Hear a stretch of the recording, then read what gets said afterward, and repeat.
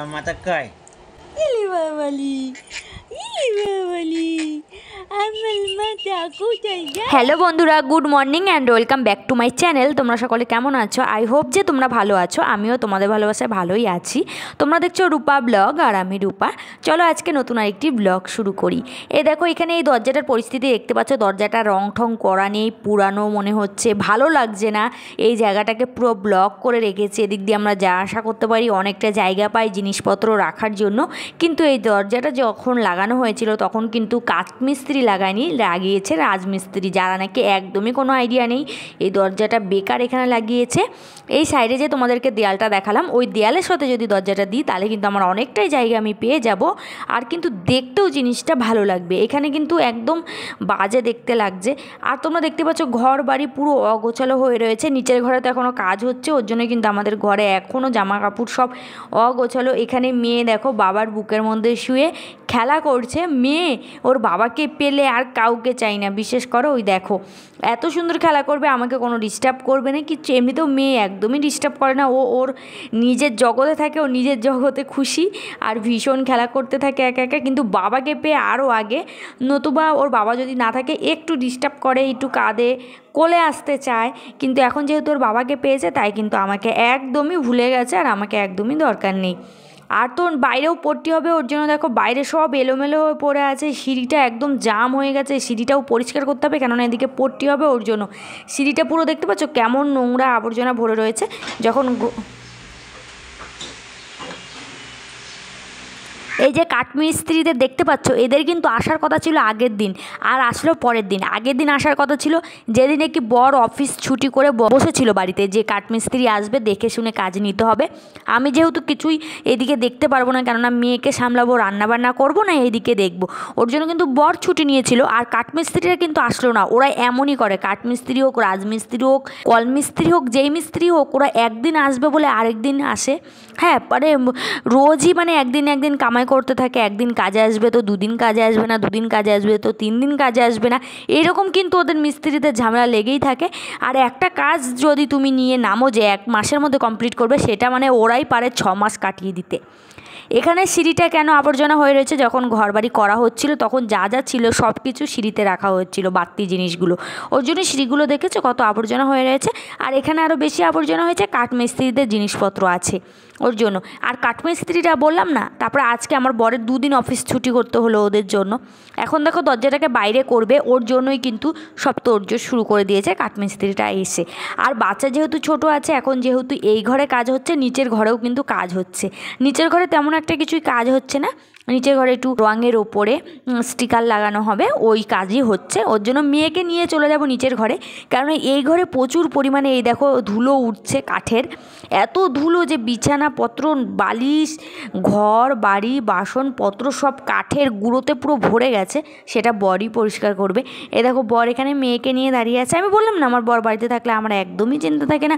মেয়ে পুরো বাবার কাছে একদম, আর ও বাবাকে ভীষণই ভালোবাসে। তোমাদেরকে বললাম না, এই যে দেখো প্রজাপতি লাগাচ্ছে। এই প্রজাপতিটা লাগানোর সময় দেখেছো, মানে এত সুন্দর লাগছে, কিন্তু অল্প দিলে ভালো লাগতো, এমন করে ফেলবে এই জায়গাটা, কি বলবো তোমাদেরকে, পুরো ঘিজিমিজি হয়ে যাবে। তো যাই হোক, ঘিজিমিজি হোক, ওর পছন্দ হয়েছে করেছে, কিন্তু আমার একদম হালকা পাতলা ভালো লাগতো। তো যাই হোক, এখন দেখো স্টিকারগুলো লাগানো হচ্ছে। আর তোমাদেরকে তো বলেইছি সব কিছু রং ঠং করা কমপ্লিট হয়ে গেছে, জানালা দরজা। তো এখানে দেখো স্টিকারগুলো লাগানো হচ্ছে প্রজাপতির। তো প্রজাপতির স্টিকারগুলো যদি কম লাগানো হতো তাহলে কিন্তু ভালো লাগতো। আমার মেয়ে দেখো ঠাম্মার কোলে আছে। মেয়ে কিন্তু একদমই আমার কাছে থাকে, সারা দিন উপরের ঘরে থাকে, একদমই নিচেও যায় না। ওর ঠাম্মিও ওকে নিতে আসে না, আর ও যায় না। আর আমার সারাক্ষণ আমিই দেখে রাখি, ওর জন্য ও আমার কাছেই থাকে এনি টাইম বলতে পারো। আমি ওয়াশরুমে যাব, তাও কিন্তু মেয়েকে আমি নিজে দেখে খুব কষ্ট করে ওয়াশরুমে আমার যেতে হয়। বেসিক্যালি তোমরা যদি বিশ্বাস করো, ওয়াশরুমেও আমি একদিন মানে কি করব বলো তো, আমার বরের অপেক্ষায় বসে থাকি, বর আসবে তারপরে কিন্তু আমি ওয়াশরুমে যাব, এই চিন্তায় বসে থাকি। আর যেহেতু এখন উপরে কাজ হচ্ছে, যে ধুলো উঠছে, ওর জন্য কিন্তু মেয়েকে আমি নিচে নিয়ে এসেছি, নালে কিন্তু মেয়ে নিচে আসে না, কারণ কেউ নিতেও যায় না আর ও আসেও না। তো যাই হোক, এখানে দেখো স্টিকারগুলো লাগানো হচ্ছে। এই যে তোমরা মিস্ত্রিকে দেখছো, এই মিস্ত্রিটা কিন্তু রং মিস্ত্রি, এই স্টিকার লাগানোর মিস্ত্রি না। তবুও যেহেতু এটা হালকা পাতলা কাজ, এটা কিন্তু ওরা করে নিতে পারবে। আর যদি একদম প্রফেশনাল সুন্দরভাবে করা হতো তাহলে কিন্তু সেটা প্রফেশনালি লাগতো। এরা একদম হালকা পাতলা প্রজাপতি লাগানো হবে বলে প্রজাপতি স্টিকার দিয়ে ওরা লাগিয়ে দিচ্ছে, না হলে কিন্তু প্রফেশনালি যারা এই স্টিকারগুলো লাগায় তাদেরকে ডাকতে হতো। এখানে দেখো অল্প অল্প দিলে ভীষণই সুন্দর লাগতো, কিউট লাগতো, কিন্তু যেহেতু বেশি হয়ে যাবে লাস্টে দেখবে তোমরা অত একটা ভালো লাগবে না। তোমাদের কেমন লাগলো আর কেমন লাগছে অবশ্যই কিন্তু জানিও। এখানে এখনও কাজ বাজ চলছে, উপরেও কাজ হচ্ছে, ভীষণই প্রবলেমের মধ্যে আছি। বেবি ফিট করবে, ফিট করাতে পারছি না, রান্নাঘরে গিয়ে তারপর আমার ফিট করাতে হচ্ছে, যেহেতু 2 ঘরে কাজ হচ্ছে, কি করব বলো। এখানে দেখো মেয়েকে তো সলিড শুরু করে দিয়েছি, তাই মেয়েকে কিন্তু এখন আমি একটু মৌসম্বির রস দিচ্ছি। ওকে কিন্তু প্রায় বেশিরভাগ দিনই আমি মৌসম্বির রসটা দিই, যেহেতু সবে সবে ও সলিড শুরু করেছে।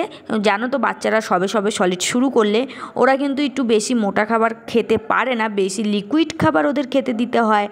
জল সবার প্রথমে ডাক্তার বলে জল স্টার্ট করতে, তারপরে লেবুর রস জাতীয় খাবারগুলো কিন্তু ওরা খেতে পারে। তোমরা দেখতেই পাচ্ছ বাড়ির কাজকর্ম চলছে। তো সব কাজকর্ম কমপ্লিট হয়ে গেলে তোমাদেরকে একটা ফাইনাল হোম ট্যুর দেব। তো তোমরা কিন্তু কন্টিনিউ আমার ভিডিও দেখতে থাকো, একটা ফাইনাল হোম ট্যুর দেব সব কাজ কমপ্লিট হলে। এখানে এখনও এই ঘরের ওই ঘরের কাজ হয়ে গেছে, এখনও বাইরে দেখতে পাচ্ছ এই যে বাইরের দেয়াল, এগুলো সব পট্টি করা হবে, আমাদের ঘর পট্টি করা হবে, আবার রং করা হবে। সবটা হওয়ার পর ফাইনাল একটা হোম ট্যুর তোমাদের সাথে শেয়ার করব। আর এখানে সবাই মিলে কি করছে দেখো। এটা দেখো নেক্সট ডেটে কিন্তু চলে এসছে পট্টি করতে। তোমাদেরকে বললাম না বাইরে পট্টি করতে হবে, তো বাইরে পট্টি করতে কিন্তু এই মিস্ত্রিটা চলে এসছে। জানো কোথা থেকে এসছে? অনেক দূর সেই মসলন্দপুর হাবড়া আছে না, ওদিক থেকে এসছে। ভোর 6টা না 5টার সময় ওরা গাড়ি ধরে এখানে 8টার মধ্যে কাজে জয়েন করছে। একটা মিস্ত্রি এসছে, ইনি কিন্তু পট্টিটা করবে। আর কিন্তু পট্টিটা দেখতেই পাচ্ছ কত সুন্দর ফিনিশ করতে হবে, এখনও সবে শুরু হয়েছে। আর পট্টিটা করার পর কত সুন্দর লাগছে সেটা তোমরা দেখতেই পাচ্ছ, কেননা সাদা জিনিস কিন্তু ভীষণই ভালো লাগে আর চোখেও লাগে। তো তার জন্য সকাল সকাল ওনা কাজ শুরু করে দিয়েছে, আর আমি একটু ভিডিও ক্লিপ তোমাদের জন্য অবশ্যই তুলে রাখলাম। আর সব কাজ তোমরা দেখতেই পাচ্ছ একসঙ্গে লেগেছে, দরজা লাগানো, দরজা বাইরে করা, ঘর রং করা, এই দেখো এইদিকেও পট্টি করা হচ্ছে। এখন কি সুন্দর লাগছে তাই না? আগে কেমন ছিল না, বিচ্ছিরি প্লাস্টার বলে ভালো লাগতো না দেখতে, এখন দেখেছো কত সুন্দর লাগছে। আর এখানে মেয়ে বাবার কোলে দাঁড়িয়ে দেখছে, মানে মেয়ে বাবার কোলে দাঁড়িয়ে সব কিছু ওকে দেখতে হবে, যেহেতু ওর ঘর বাড়ি, ও সবটা দেখে বুঝে শুনে নিচ্ছে। আর তোমাদেরকে শেয়ার করবো যে দরজাটাও আমি বাইরে করে দিয়েছি, কেমন লাগছে। এ দেখো এখানে এনি টাইম ওরা খেলাধুলো করতে থাকে।